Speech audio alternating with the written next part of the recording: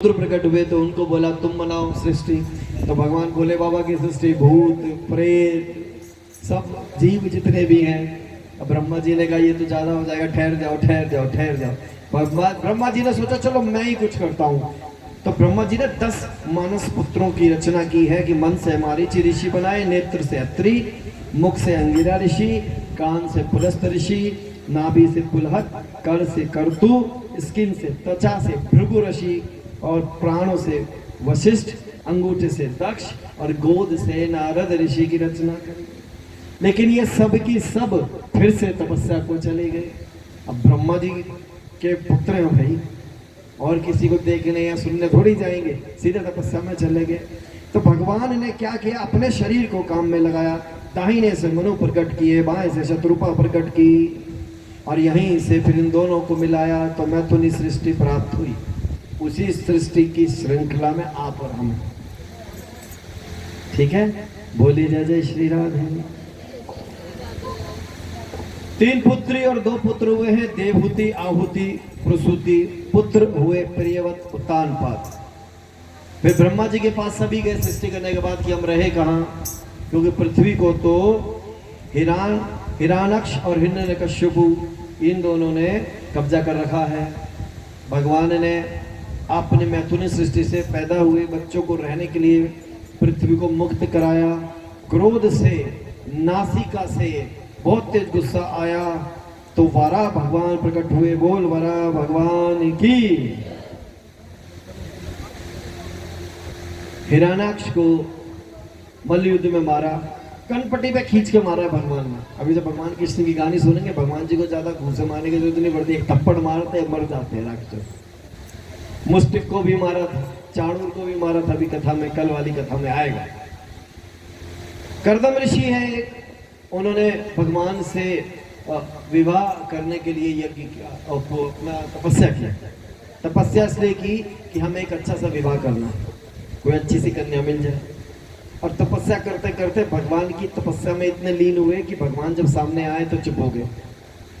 भगवान को तो सब पता ही रहता है। भगवान ने क्या क्या चाहिए, कह रहे कुछ नहीं। कह रहे तुम तो शादी करने के लिए, है ना, विवाह करने के लिए तपस्या कर रहे थे। कहते नहीं, मैं ऐसा कुछ नहीं कर रहा था, मैं तो गलती हो गई, अब मुझे विवाह नहीं करना। भगवान कहते देखो जी, जो इच्छा होती है हमें पता चल जाती है, तो हम तो तुम्हारा रिश्ता पहले से ही कराए हैं।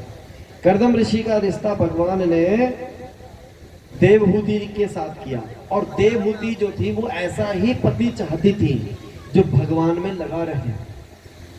इसमें भगवान में पति वो नहीं है जो पत्नी में ही लगा रहे।